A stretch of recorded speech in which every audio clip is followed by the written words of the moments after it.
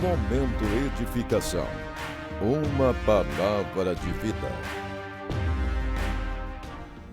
Graça e paz, Igreja do Senhor Jesus. Mais uma vez, Momento Edificação, uma palavra de vida para você. Queridos irmãos, eu queria falar hoje sobre a temática Exemplo para a nossa geração. E diante desse texto, diante dessa temática, eu queria pegar um texto para a nossa abordagem que está relatado por Paulo quando escreve a Timóteo.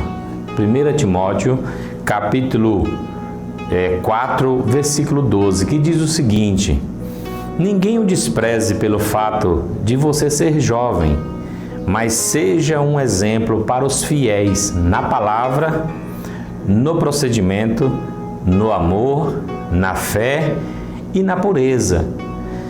Então, vejam só, queridos, como que Paulo foi discipulando Timóteo. Ele procura dar a Timóteo uma estratégia de vida, de procedimento, né, para a sua geração futura, aqueles que ele iria transformar em discípulos para a propagação do reino de Deus, por onde quer que ele fosse. E como pastor local ali, ele pudesse ensinar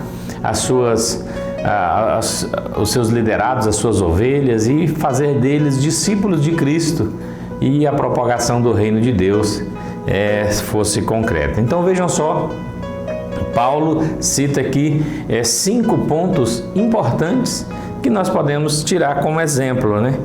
E Paulo fala para que Timóteo fosse exemplo em 5 pontos. Primeiro, seja um exemplo na palavra.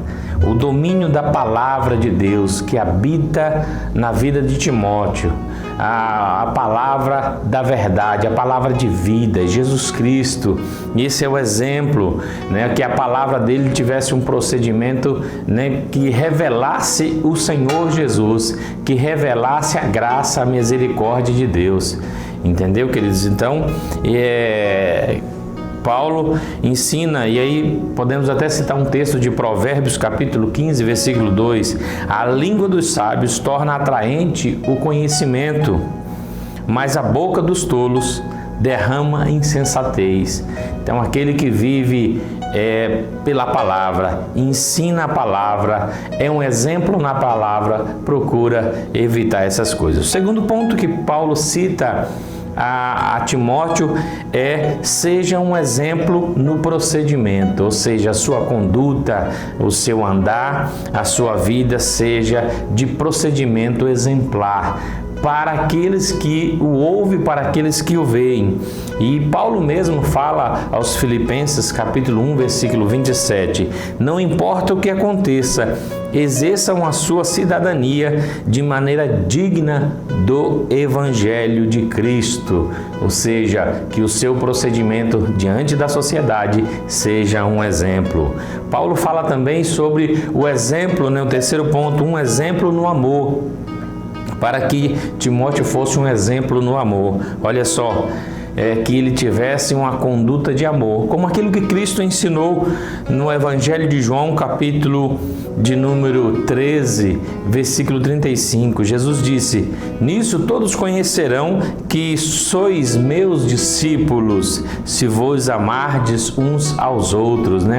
Amar uns aos outros é um exemplo, ser exemplo no amor, respeitando o próximo, vivendo um altruísmo, tendo compaixão com o próximo. Outro ponto que Paulo fala é o exemplo na fé. Timóteo, seja um exemplo na fé. E isso também é outro fato importante, termos fé, sermos exemplo na fé. Como que nós precisamos ser um exemplo para a nossa geração, para que eles tenham fé. E João, na primeira carta de João, capítulo 5, versículo 4, ele diz: porque todo que é nascido de Deus vence o mundo, e esta é a vitória que vence o mundo, a nossa fé.